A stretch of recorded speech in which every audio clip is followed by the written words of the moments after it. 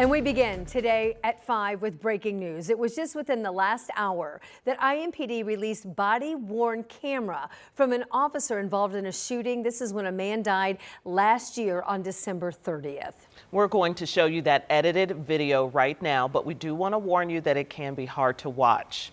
In the video, you see a Lawrence police officer stop a vehicle, a woman get out of a car, and the car speed off after the officer told the driver to put the car in park. As police are in a chase with the driver, later identified as Kenneth Roberts, who died in the shooting, Roberts started shooting at police as he was driving. The Lawrence officer returns fire as he is driving. When the pursuit ends at 38th and Arlington, police fire shots toward Roberts' vehicle.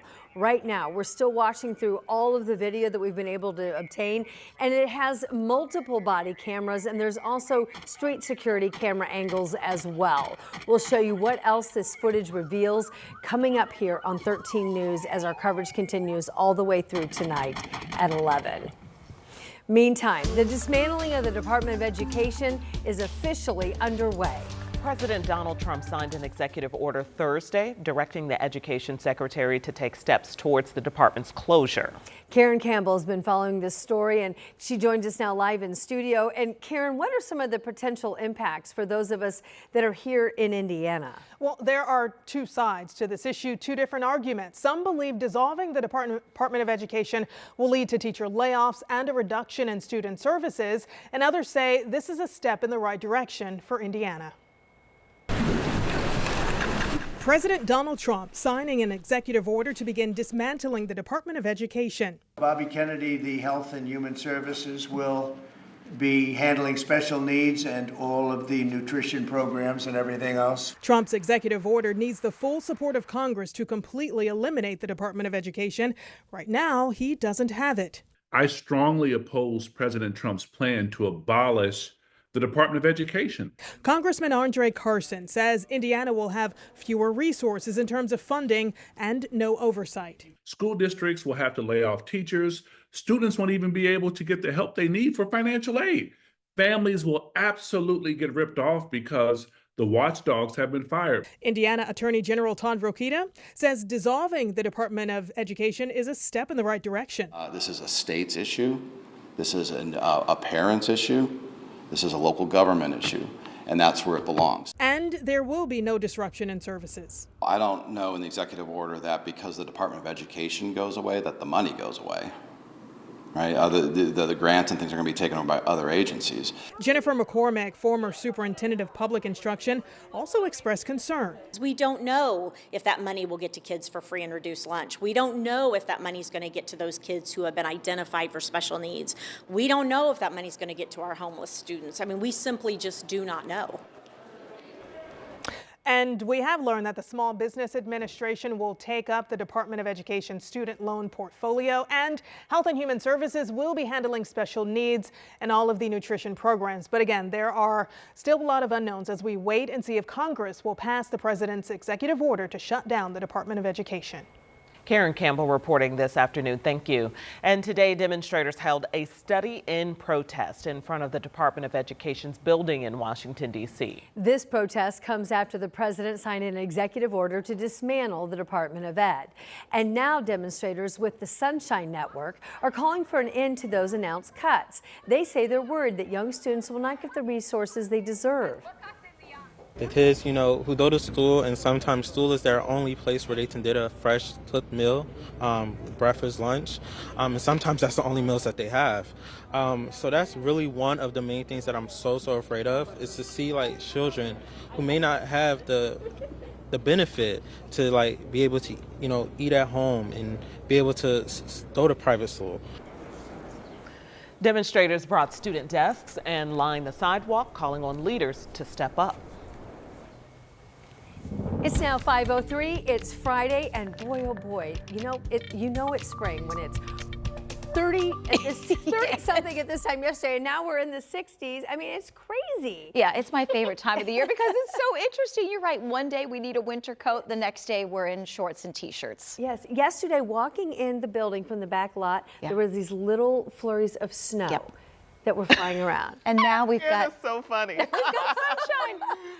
Boy, oh boy. Well, girl, oh girl. Girl. were shocked to see the little flakes there. Yes, no flakes in the forecast. Yeah. No severe weather in the forecast. Temperatures, I've got lots of 50s as we look ahead, and a warm up toward the end of the 7-day. And speaking of warm up, Ann said it. One day we're in the 30s, the next day we're in the 50s. Yesterday when I showed you this map, the 24-hour temperature change was negative, some 20 to almost 30 degrees. Now we're on the positive side, almost 20. It's 16 warmer in Greencastle, 17 warmer in Shelbyville, 18 warmer in Richmond, and we're up 17 degrees in Indianapolis from this time yesterday. That puts temperatures in the 50s, middle and upper 50s, 55 Morris Reservoir, and in Carmel 54 in Greensburg. Sunshine giving way to a few high clouds. Those clouds will thicken as we go throughout the evening hours. May run into a sprinkle or two between now and 11 o'clock. We're watching a developing weather system out to our west.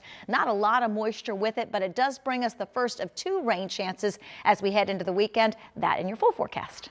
All right, thanks so much, Angela. Tonight, a 5th former IU men's basketball player has come forward claiming sexual abuse against a former longtime team doctor. Samantha Johnson has been following this case for months.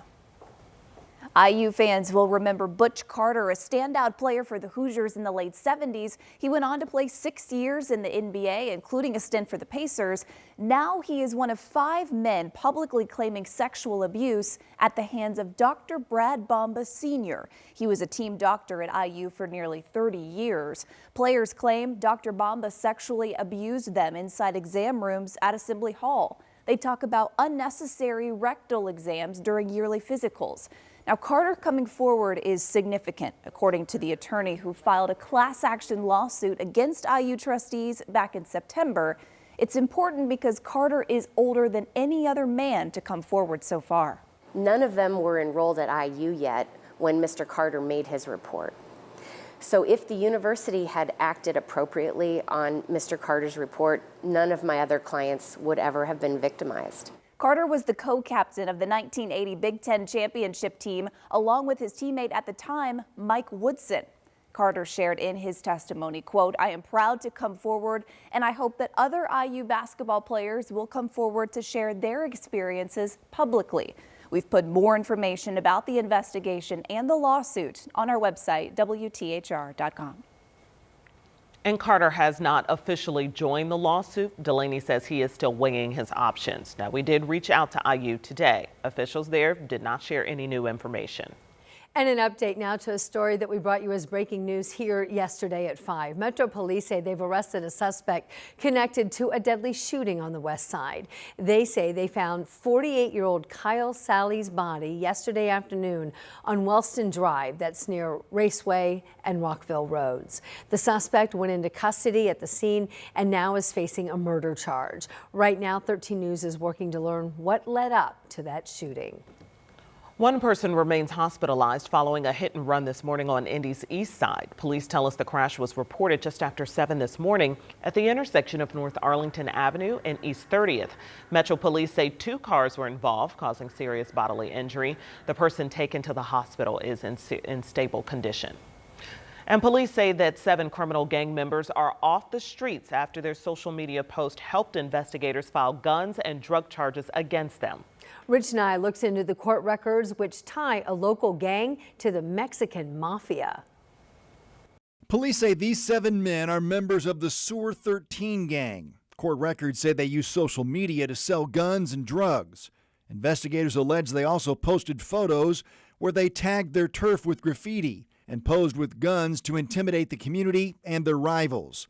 They face charges that include criminal organization activity, dealing cocaine, marijuana, and other controlled substances, and illegally possessing guns. Investigators monitored phone calls between inmates here at the Marion County Adult Detention Center and a man named Magic, who is in federal prison in Virginia. Investigators believe that local members of the Sur 13 gang are taking their orders from Magic. Reynold De La Torre. After a months-long investigation, police served search warrants with SWAT teams at multiple locations Tuesday. They seized 7 guns, 2.5 pounds of cocaine, 7 pounds of marijuana, some narcotic pills, and over $18,000 cash. In Indianapolis, Rich Nye, 13 News. While the Sur 13 gang is known to tag their turf with graffiti in the Hawville area, we now have learned that that gang is not believed responsible for the vandalism that we saw this week at the Friendship Missionary Baptist Church in that West Side community. 2 teens are now facing formal charges related to vandalism at that church instead. The Marion County Prosecutor's Office confirms that a 16-year-old girl and a 17-year-old boy were charged in juvenile court for, quote, institutional criminal mischief.